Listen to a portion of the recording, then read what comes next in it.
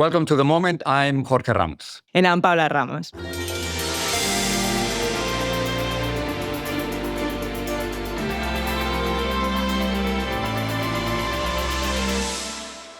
Okay, so Dad, I was in the Rio Grande Valley in Texas a couple of weeks ago. Of course, the Rio Grande Valley is right along the southern border. And there's this name that keeps coming up, Bobby Pulido. There's pancartas everywhere. People in delis are talking about this guy. And so who is this person? No, he's an actor. He's a singer. He's a Latin Grammy Award winner. He's Tejano. He's native from Texas. And he's running for office. But yo sabía quién era Bobby Pulido. So what's so interesting is that suddenly the announcement surprised everyone that he's stepping away from music to get into politics right now in Texas, not as a Republican, as a Democrat. And so he's doing something that many think is pretty hard. He's running for the 15th Congressional District in Texas, which is now currently held by Monica de la Cruz, who's a Republican. Now, she did something pretty historic. Monica de la Cruz flipped the 15th Congressional District and became one of the first Republicans in decades, I believe since like 1903, to flip that district from Democrat to Republican. And so we're talking about this traditionally and historic blue district that is now suddenly up for play because someone like Bobby Pulido has this name recognition. And so many Democrats, not just in Texas, but across the country, are thinking that perhaps a Tejano music singer, maybe he is the chance that Democrats have been waiting for to once again flip this district back to them. Yeah, but the Republicans, I mean, they want to keep it because they want to show that they're making big gains with the Latino community. But Democrats say this is symbolic. I mean, if Bobby Pulido can make it, then maybe Texas is going to show some signs that is changing, that is moving slightly to the left. So that's the question that we have for Bobby today. Can he prevent this rightward shift towards Trump? And also, I'm wondering, why run now? No, why leave his incredible music career and get into a politics that seems pretty messy at the national level?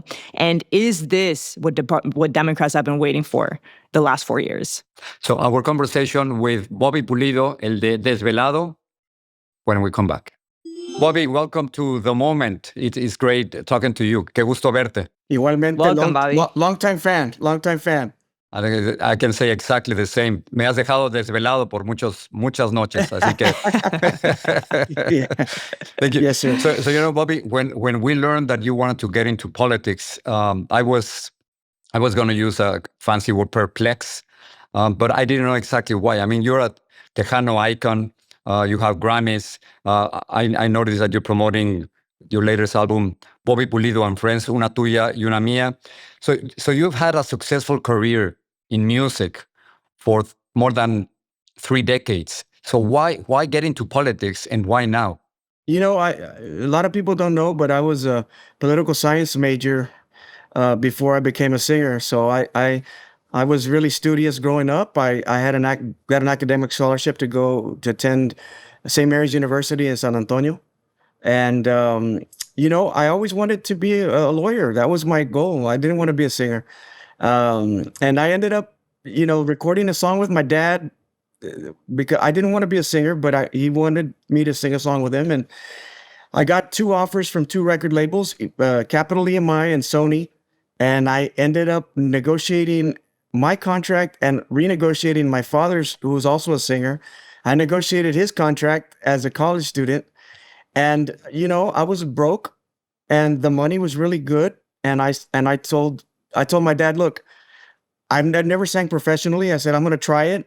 I'm going to do my best that I can. But, and if the worst case scenario, if it doesn't work out, I can go back to college with money. And so my first album went platinum. And so the rest is history. And so I've been at this 30 years already. And it's been a great ride, but I reached a point where I'm 52 years old and starting to reflect on my life and what do I want my life to mean? And what world do I want to leave my kids with? Now where we're at this time and place, I really feel like our democracy is in danger. There's issues that are very, very worrisome to me.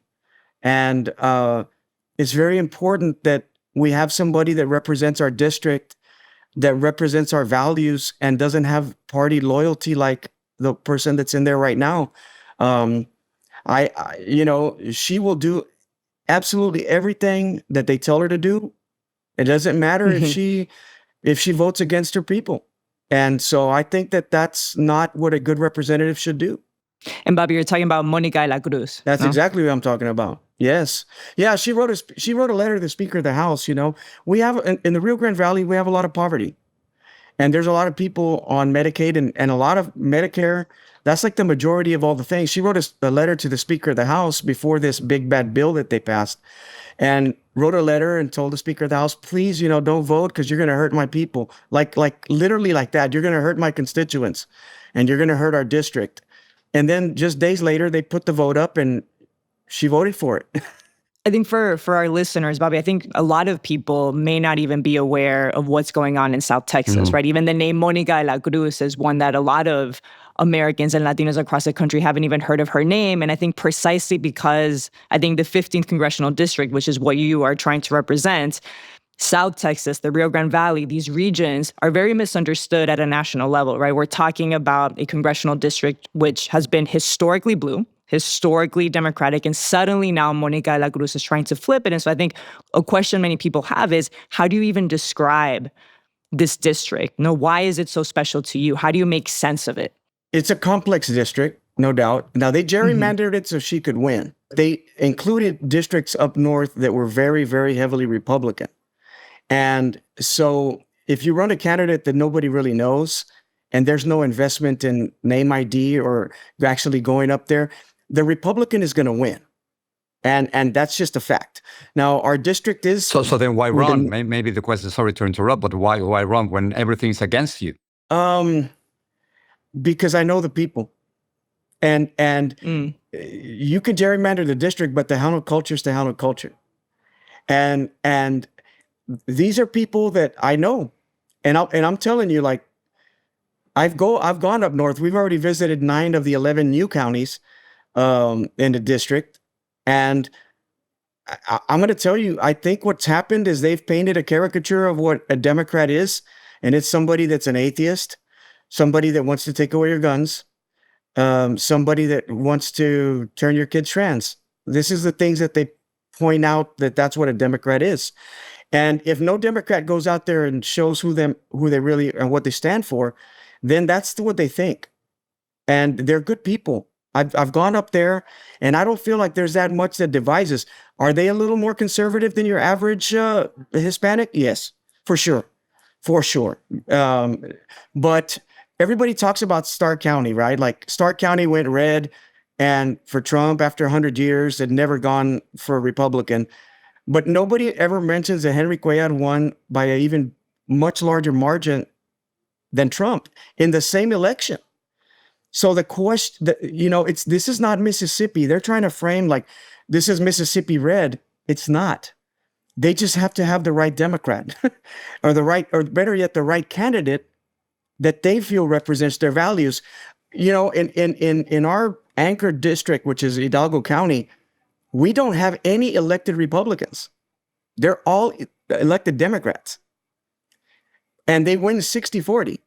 But when you run on a national race, that number drops to about 55 or 54%.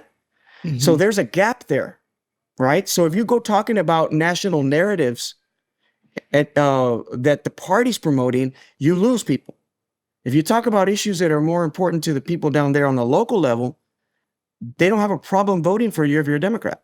Are people surprised, Bobby, that you're suddenly being political? I ask you because you've been on stage for many years and you haven't really ever been political on stage. And so are people wondering why now? Yeah. Yeah. There's a lot of that. There's a lot of curiosity, and I'm okay with that. I've been doing lots of podcasts, answering questions. We have a thing called a ranch hall concept. We go throw some meat on the pit. We're going to our 4th county. We have our music with accordion. I'm answering questions to everybody. And afterwards, I sing a song. And this is something where we're mixing culture with politics, something that I've never done. because my music's for Republicans and Democrats and independents alike, right? I never wanted to be an activist on stage. That was always my personal choice, to just say, I wanted to be the escape from the issues.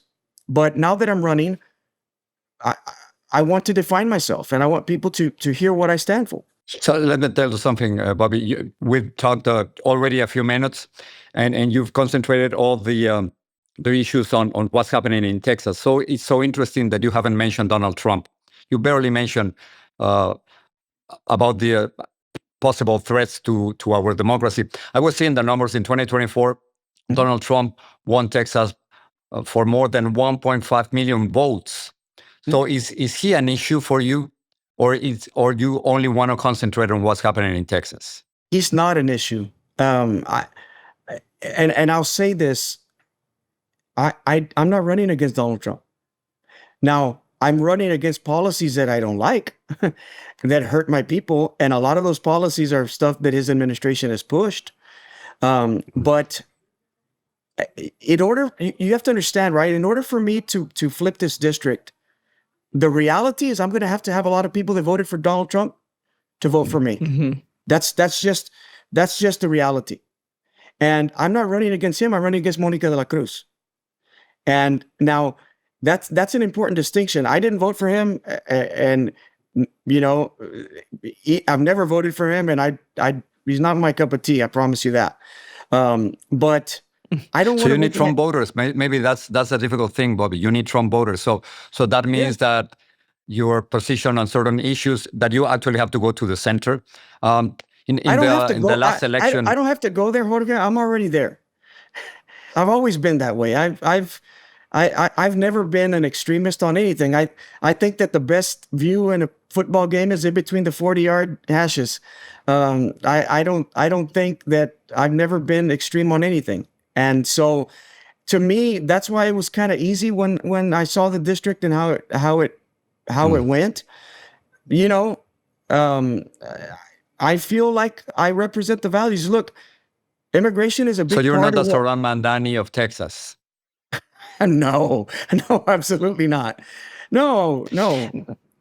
But look, I think if you look at the map, though, Bobby, right, from New York to Virginia to New Jersey, yes. I think one of the things that Democrats, both progressive and moderates, have done is really define their campaigns as this sort of anti-Trump Democrats. And just based on the November 4th, 2025 election results, it seems like that is working, right? It seems like the sort of old school Democratic strategy that didn't really work for Vice President Kamala Harris, like that seems to not be working. And so how is your campaign any different, say, from what like moderate Democrats have been doing in the past? It hasn't been working. I'm in the South. I think geography plays a huge role. Every place you mentioned, every place you mentioned is Northeast. It's very different.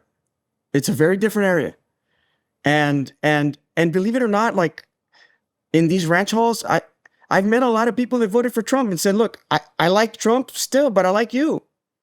And look.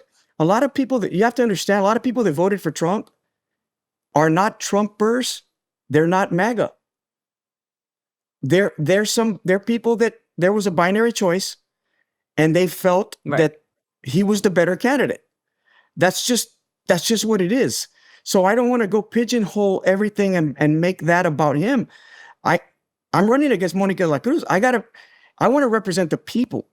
And believe me, I'll criticize him when I have to, and I have done that. In the past, I've done things I probably shouldn't have done when it came to Trump. I turned into somebody that I did not want my kids. That I don't think they'd be proud of me. To be honest with you, I got really engulfed in the algorithm thing, and I was one of those guys on social media that was really ugly. And then I kind of had that epiphany and went, "Hey, hold on, I don't want to be this guy." You can criticize the policies, but I don't want to be like him. So there was things that I posted, and they've brought up stuff from me, my past, and that where I was really aggressive. And of course, if you're really aggressive, and then they'll say, "Oh, he's a radical." That's the first thing they'll say. And I'm not a radical, never have been.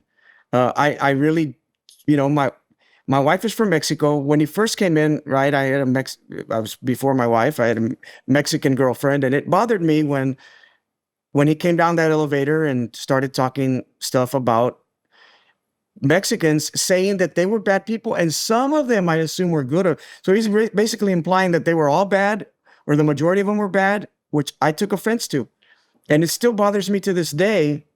But but in order for me to win, I got to focus and keep my eye on the ball. And for that, I think if you're going to run a race, you got to be disciplined. And to be honest with you, I feel that the policies that I want to fight for are policies that even people that voted for Trump can agree with.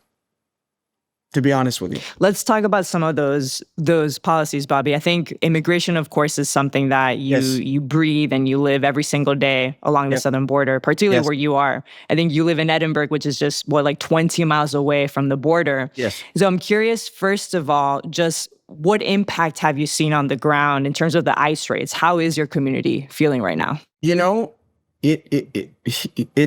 a nuanced perspective because it's not just humanitarian.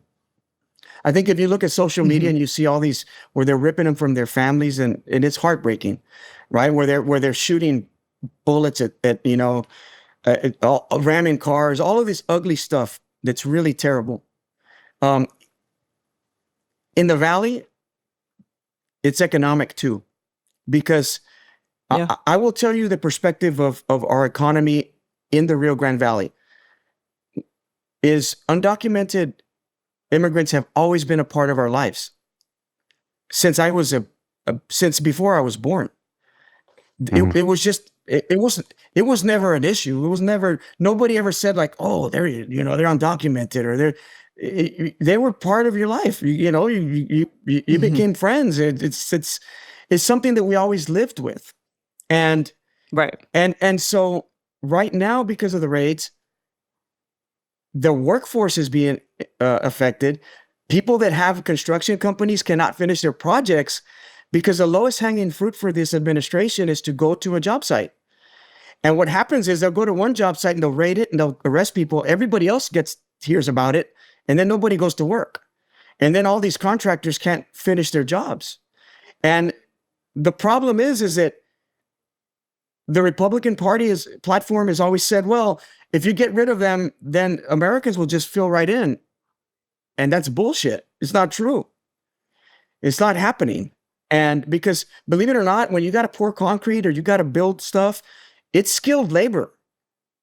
So there's going to be a huge learning curve with a lot of money on the line. And then Americans just don't want to do those jobs. And that's the reality that people are facing. So a lot of people that are pro-business are very angry about this on a different level other than just the humanitarian issues. So if you add the two, it's really bothering a lot of people. And because here's a reality, Trump has not fixed immigration. That's not true. Fear is not a policy, right? Legislation is a policy. And there was a legislation sponsored by Senator James Lankford the last year before the election that was not perfect because it didn't provide any DACA, citizenship. So it was not that good, but it would have curtailed the asylum issue some. So it was a pretty decent bill, and Trump killed it just because he didn't want to give Democrats a win before the election. So I feel like Latinos and Hispanics have been a political football, being kicked back and forth. And now I will tell you that the immigration thing was also a reason why Trump got elected. And don't shoot the messenger. But I think that historically, a lot of the people down in the Rio Grande Valley are from Mexican descent, and their abuelos or their tios or their even their parents, when they cross, and if the Border Patrol didn't get them, they had to figure life on their own. And what happened is they started seeing this with the asylum seekers, where they would see them at the airports going to fly wherever they want. And I think there was a little bit of resentment from people. Now I'm saying this is not, I'm not saying this a personal resentment, but I think a lot of people see that and went like, hold on, you're giving them help. They're able to get a hand up. And my grandfather didn't have that help. But let me ask And you, Bobby. So you yes, think that Trump, he's arguing that he's been able to control the situation at the border. You've yes, been to the border a thousand times. What has changed? What are fear. you seeing? He's using fear, Jorge. It's people are afraid. Look, when you put alligator Afraid of Alcatraz, crossing, or afraid of the raids, or afraid of what? everything. Look, it's like taking an antibiotic that kills the good bacteria and the bad bacteria. I'm going to tell you what happened in the Rio Grande Valley. We used to have the number one mall in sales in the United States because the Rio Grande Valley depends a lot of money from Mexico from tourism. People would come shopping, come to hang out. Border traffic is down 35 to 40%. Mm-hmm. Right now, the peso is very strong versus a dollar. We should be seeing a huge increase in immigration from Mexico and visas, people with visas crossing. They're not coming because they're afraid. They're saying, look, when the administration goes and says, well, we're going to revise these 55 million visa holders, they are doing this and they're canceling people's visas. And people are saying, ¿para qué voy? Why am I going to go? ¿Para que me falten el respeto or me quitan la visa? So we're losing all over. Our economy is suffering down in the valley. It just is. Our numbers are down. Sales with less sales tax revenue for the cities. This is economic. So then what are you proposing, right? Because I think it's evident that Republicans and Trump are using fear. Yes. But what are you proposing to fix this? Open up the legal pathways to incentivize people to do it legally. Now, there are, my friend Vicente Gonzalez has instituted or has put forward the Safe Zone Act. I think there's things that I could add to it that I would like better.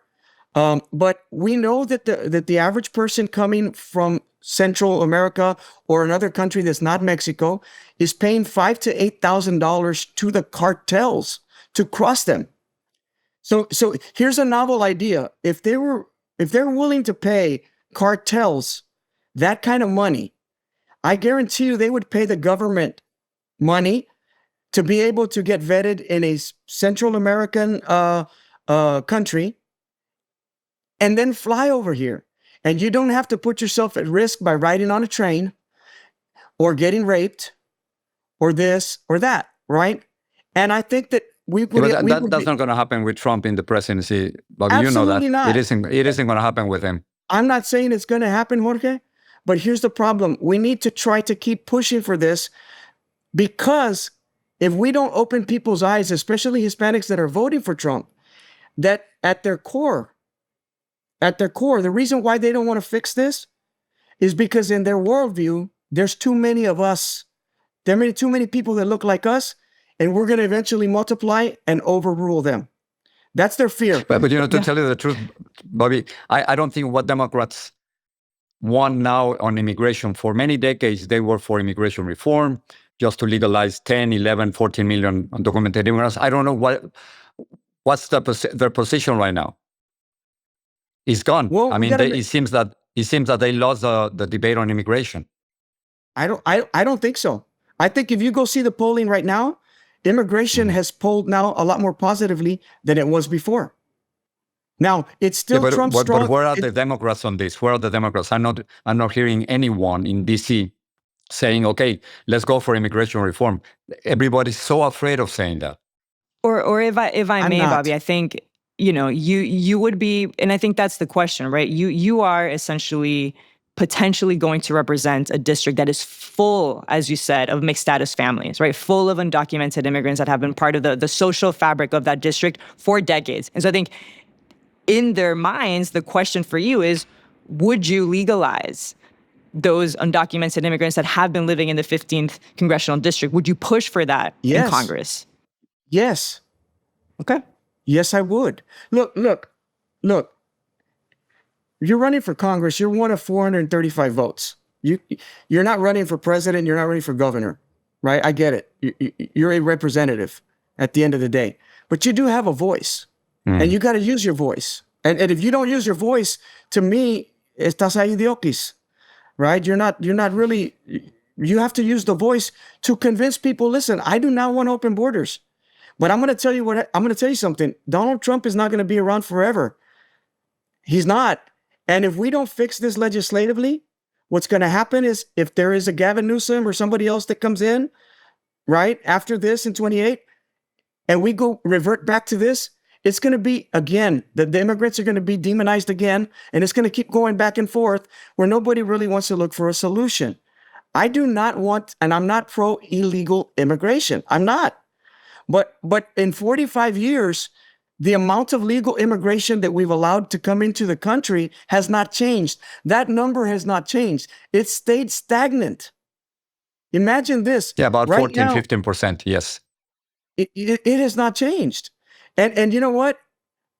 If getting rid of all the people is, as they say, that was the problem, solves everything, why is our economy still in the crapper? Right? Because they tried to blame immigrants as the reason why things were so bad. That's part of the reason why we're going to go get them out and everything's going to be great. But that's not the case. That's not what I'm seeing. So let me jump from immigration to healthcare. I know that that's one of the issues that you really care about. But I was reading that at some point you went to Mexico for medical care. Is that true, or is it just a myth? Absolutely. I've had 2 surgeries in Mexico City. I mean, I'm not going to ask you if you had insurance or not, but why did you have to go to Mexico for healthcare? You know, I hate our health insurance companies. They're taking advantage of us. Now, when I launched my campaign, I said I don't have health insurance because it's too expensive, and it got misinterpreted that I can't afford it. I choose not to get into that because it's ridiculous. I'll give you an example, something that opened my eyes really, really big. I had an issue, a medical issue. So I don't have health insurance. I went to the doctor. So I don't want to get into specifics, but I went to the doctor and he says, so I paid $300 for the office visit. And they said, okay, we're going to have to do a test on you. I said, okay, well, how much is a test? Because I don't have health insurance. And they said, well, we'll go to up front and they'll tell you. So I go up front and they told me, sir, we'll call you and let you know how much it's going to cost. So the day before the procedure, the test, they called me and said, Mr. Pulido, do you have health insurance? And I said, no, I told you guys I'm private pay. And there's a pause and the lady says, oh, it's because the test is $10,000. Wow. And I said, well, then I guess I'm not getting the test. And she said, well, we can leave it to you in payment plans. And I said, no, I don't think you're not understanding me correctly. I'm not going to pay $10,000. If I got to go to Mexico, I'll go to Mexico for this. And I said, but here's what I want you to do. I said, I want you to call whoever you got to call and ask them how much will it cost if I pay in cash. And I'll tell you if I can afford it or not. So 3 hours later, she called me back and said, Mr. Pulido, it'll be $1,500. Wow. What a difference. And this is when I went, whoa, listen, thank God I can afford the $1,500 to pay there, but the average American cannot afford that. And what's happening right now, as I started getting more into it, is people are now saying they're leaving the health insurance because if you have health insurance, it's more expensive. And when you go there and you say, well, I have health insurance, but I want to do private pay. If you're already in the network, they won't give you that discount. They will charge you a more expensive route, a more expensive option. And so our system is broken when it comes to healthcare. And the fact that we live in a first world country, that I have to go to a place that is not a first world country to go get more affordable healthcare. I'm embarrassed about that. That's not right. And you know what? Our people don't deserve that. They don't. And so I have had, I had a hernia fixed in Mexico. It cost me $7,000 in a nice hospital for everything, all in. You know what that would have cost because of insurance? Impossible. It would have been impossible here. Yeah, without It would have insurance. been Yeah. $80,000. You know, Yeah. and so again, you say, well, you may say, well, it'll never work. I don't have a nihilistic view.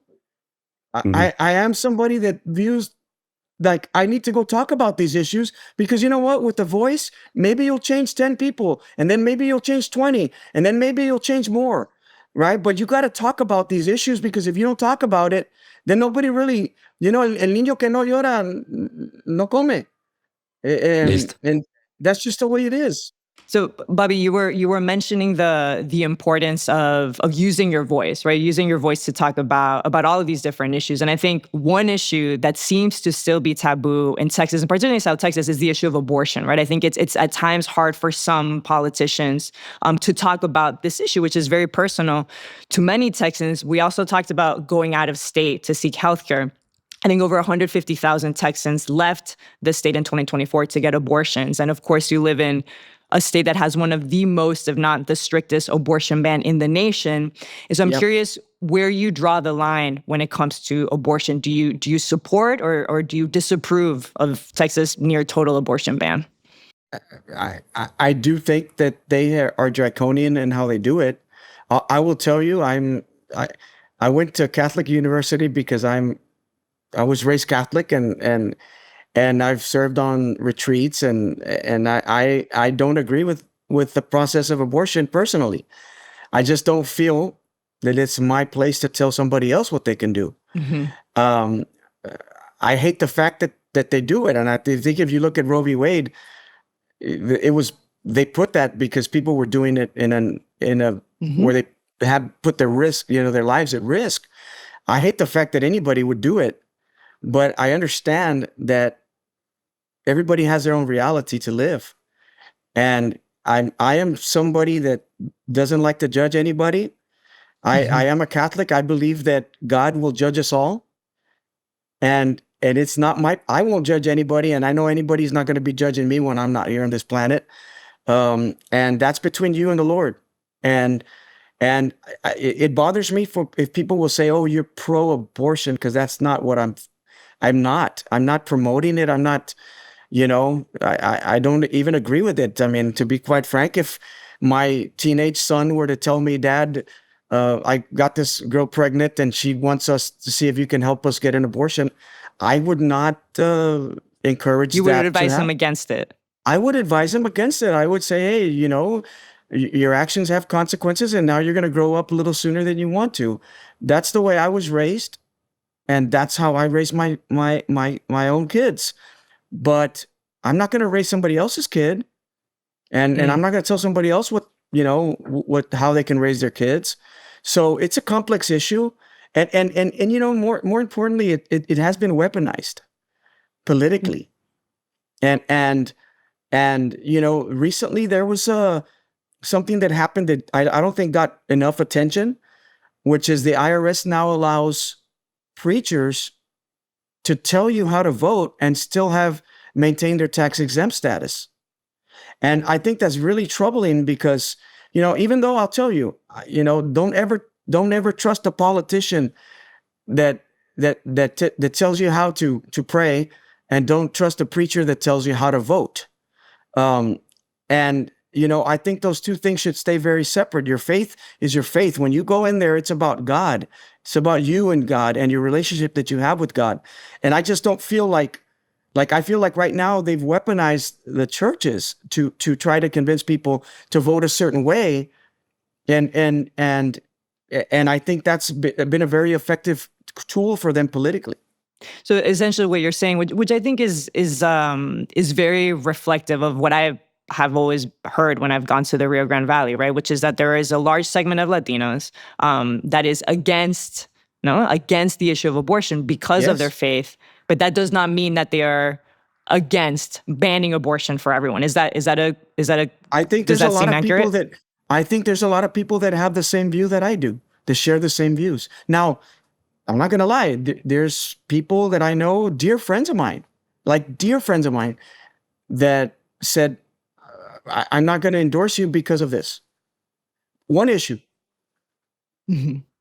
And I mean, I don't know what to say, right? It's everybody's choice to get to go that way or not, but I don't think it's the majority of it. We're going to take a break, and when we come back, Bobby Pulido, not the politician, but the musician, el músico tejano. Regresamos con Bobby Pulido. So we're back with Bobby Pulido. Okay, Bobby, forget about politics. We have to talk about music. And Paula has a question about Desvelado. Yeah. I mean, Desvelado obviously has been a huge, huge, huge hit. And I think there's a lot of people, Bobby, that don't even know how to make sense of Tejano music. Like, what is Tejano music? And so even like start by breaking down that term for a lot of our listeners. This podcast going to last a lot longer than what you think. But well, I mean, what makes Tejano music so unique? Here's what I'll tell you, right? Texas is a bigger state geographically than Spain. It's huge. Yeah. Right? Inside of Tejano music, there's a lot of different regions where the music sounds different. I'm from the border region. So San Antonio has always been known as the capital of Tejano music. But their music is San Antonio has a sound, and it's more jazzy, it's more progressive. Mm-hmm. Our music on the border is more accordion driven because we're literally right on the border, so we have more influence from Mexico. There's a bigger cultural connection with Mexico than in San Antonio. It's just, and our music sounds a little more different. It's a little bit more simple. The chords are a little not as progressive, not as jazzy. They sound a little bit more straightforward. And so it's funny, but like musically, I never wanted to get put in a bubble where you could define me, right? Like I that was like my goal. They'd say like, well, what kind of music is it? Is it Tejano? Well, not like San Antonio. Well, is it like Norteño? Well, it's not Norteño. Well, what is it? Well, my politics are kind of the same. I never get pigeonholed in the same. Every issue's different. So I was like, I'm not going to be like, okay, check all the boxes on a Democrat, check all the boxes on a Republican. And my music was always that way. I'm like, well, I want my music to resonate with both audiences. And it's really hard. It's a fine line you have to walk to where people that like a certain sound will like it. And then people that are like other sounds will also like it. And so that's been the line that I've been walking since I started. And did you ever think it would get this big, right? I mean, we're talking about a state. No? No. I just did this. I signed with an American label in Texas. And at the time, you could tour Texas really good. Mexico, Desvelado went into Mexico organically and started getting airplay on its own. And the label didn't even realize that I was signed to their sister label in the U.S. No way. So Desvelado never really got a promotional tour in Monterrey, which is where it started. Yeah. So it just kind of happened organically. And, some of the best things in life are organic. And much of the best things in life are. So because we're having problems trying to define what you are actually doing. So it's not Tejano or Norteño or música regional mexicana, which sounds so, I don't know, bland. No, very, very, very, very strange. Oof. Of course, you met Selena Quintanilla. You sang with the Grupo Frontera. Selena Quintanilla? Well, yes, I knew her since we were kids. Wow. And so actually, but my career started after she passed away. I literally met with the record label after her funeral in Corpus Christi. And that's when I started. Was there any connection there? I mean, what did you feel that she had left something so important that you needed to follow through? No, I already wanted to get into the industry, but the one thing that I wasn't able to, I couldn't really imagine at the time was how impactful her death was going to be for our industry. And I say that in that there's hay un antes y hay un después. Yeah. From her death in our industry.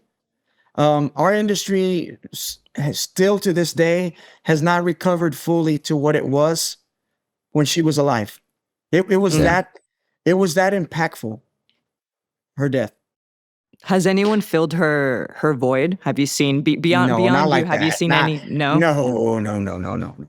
There's been successful artists, successful female artists too, but not at that level. No, not at all. I think eventually there will be. I really do. But up to now, that has not happened. Bobby, I wanted to ask you about Spanish and why you decided to continue your career as a musician in Spanish. Algunos pensarían que es lo mismo que hace ahora Bad Bunny, not just stay with Spanish. I was seeing some of your greatest songs, Dígale, Le Pediré, Besos y Copas. I'm going to ask you about Cuida Bien a Tu Mamá, but that's another thing. So, do you see two trends in music right now? Música urbana or reggaeton on one side, Bad Bunny, and then música tejana, norteña, música regional on the other side. Are those the two big trends that we're seeing right now? I think so. The thing about music is it's constantly evolving, so there's always going to be trends. And you know, I think that's healthy for the industry when things are in constant motion. There's always new ways of doing music, new ways of putting out content.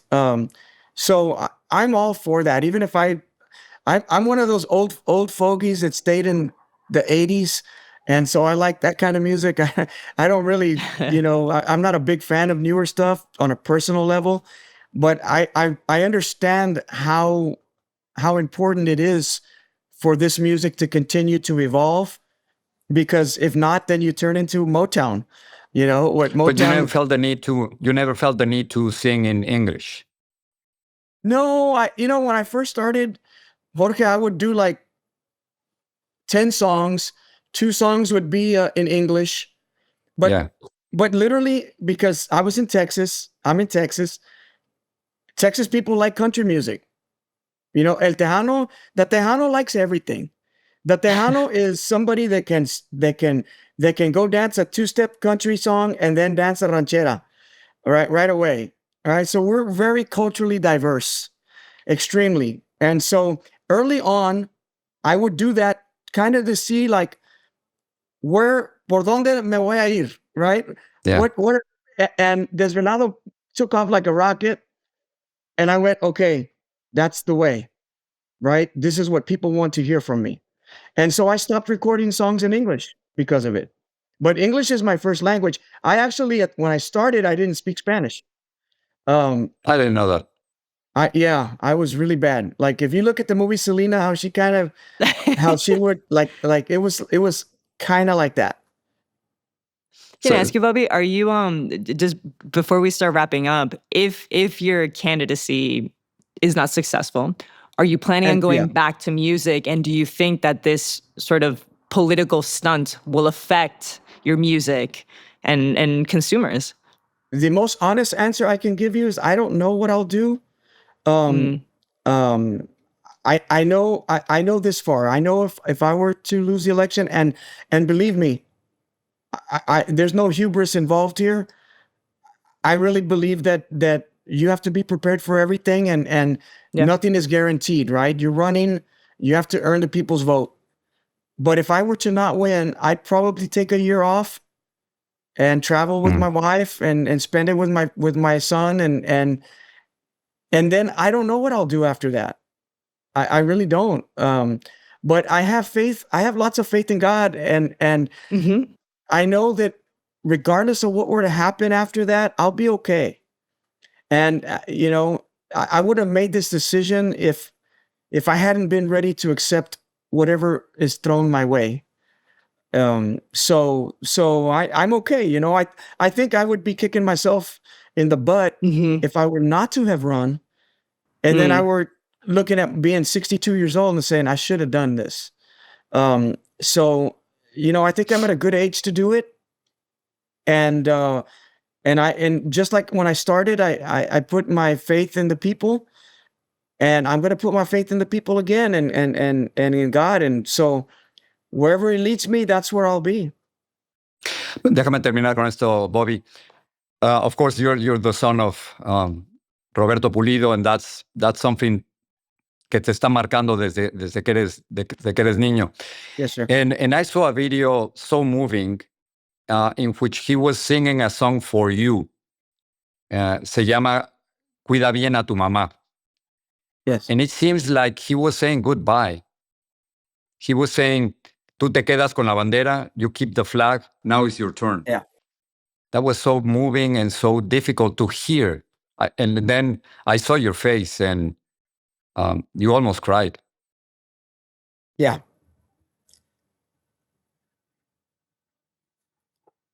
My dad's really afraid of dying because he lost his dad at the same age he is now. And he's actually doing my farewell tour with me. He's been at this 60 years. And I've been 30 years. And so it's a heartfelt song. It really is. But he's basically telling you, Bobby, it's your turn. And you're taking it. You're embracing it. Lo estás abrazando. Yeah. And I'm going to tell you this. I don't think he meant music. I just think he meant in life. Yeah. Yeah, that's how it felt. Yeah. Listo, Sorry. Bobby. ¿Con qué, Sorry. con qué Thank you. canción nos quedamos para subir el ánimo? De todas, ¿cuál no? you could pick, man. Yeah. A mí me gusta Desvelado. I really like Desvelado. You know what? I want it's to. Well, I'll tell you this. Yeah. You can Google this. Uh-huh. This song did not have as much success as it could have had. It was I'm checking it. Yeah. There's a song called Algún Día.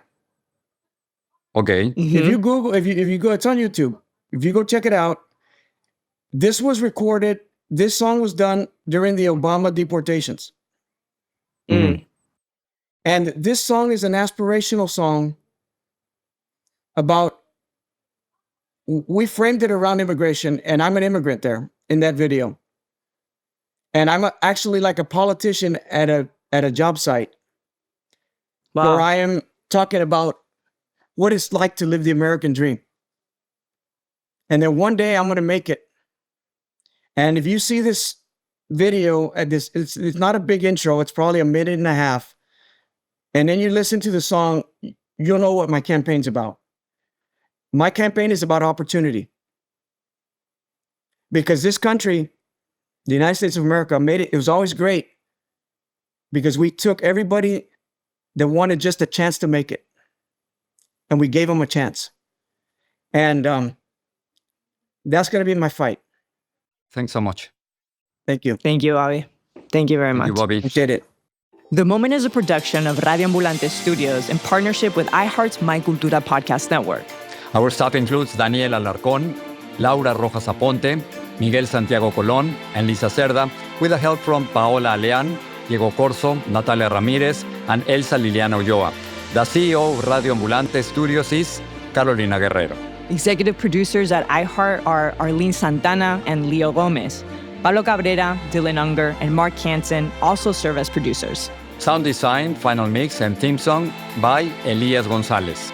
If you like this episode, share the word.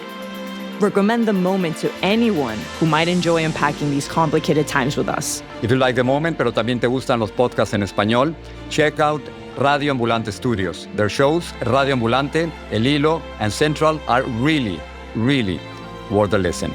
I'm Jorge Ramos. And I'm Paula Ramos. Thanks for listening.